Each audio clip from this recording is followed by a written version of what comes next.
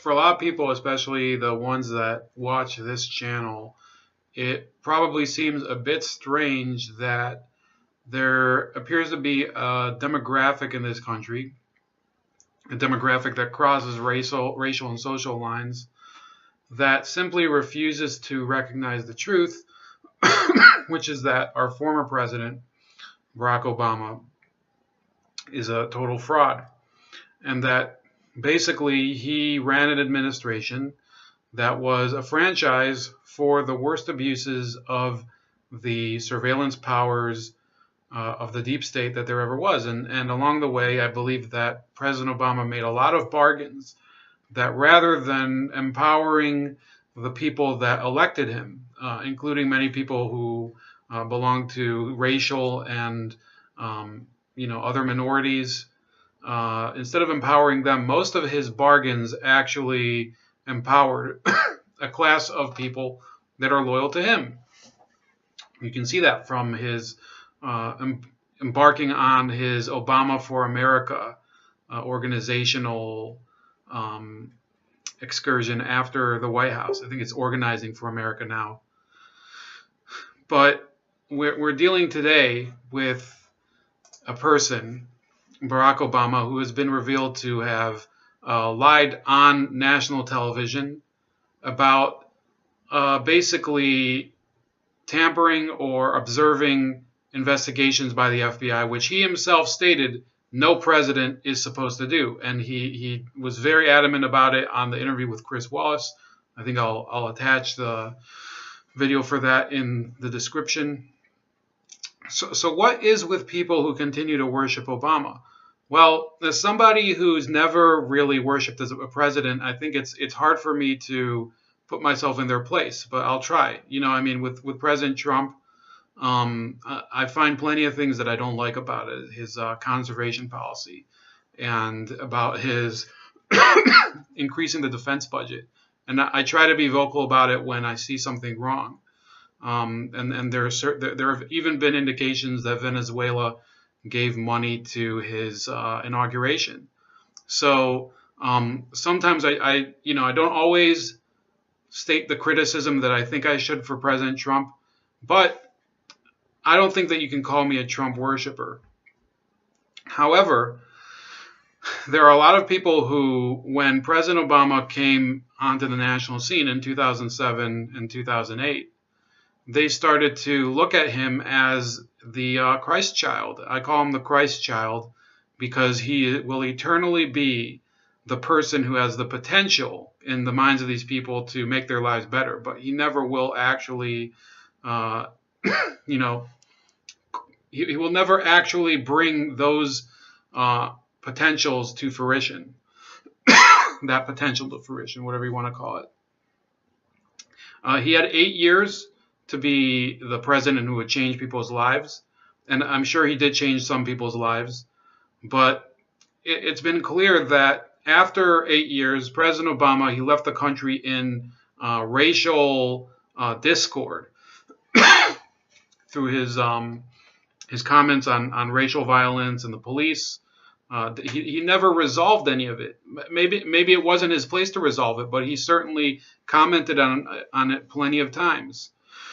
President Obama, he didn't close any of the economic inequalities that his progressive base talks about. This isn't stuff that I care about. This is stuff that his progressive base talks about. He was completely incapable of doing anything. In fact, this is one of the people, President Obama, who did the most to ensure that Wall Street hedge fund managers had the ear of the people in power.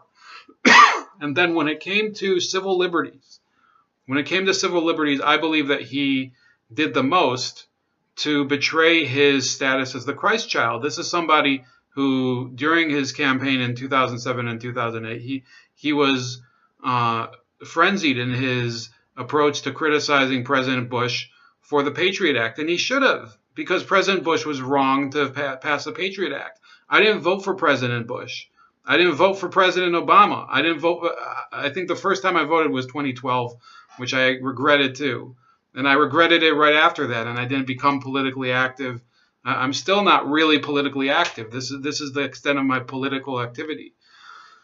So a lot of people who went out there and volunteered for President Obama and went and knocked on doors and held signs and went to rallies and stated that we're here to change history and bring about, I think his phrasing was radically transform America.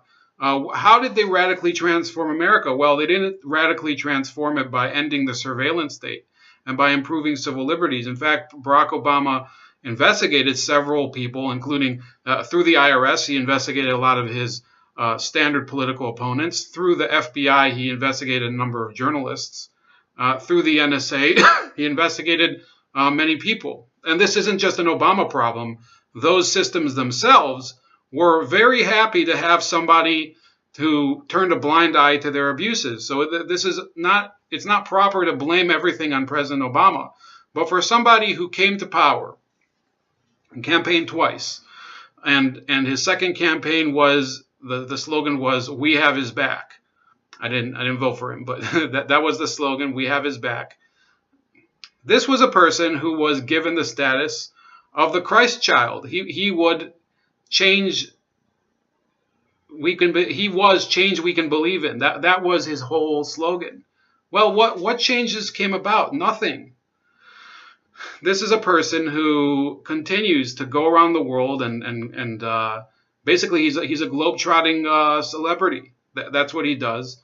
And the fact is that there's people, and this is where I'm talking about the people who will never let go of that image of him as the Christ child, or at least not publicly. Maybe in their mind they do have doubts.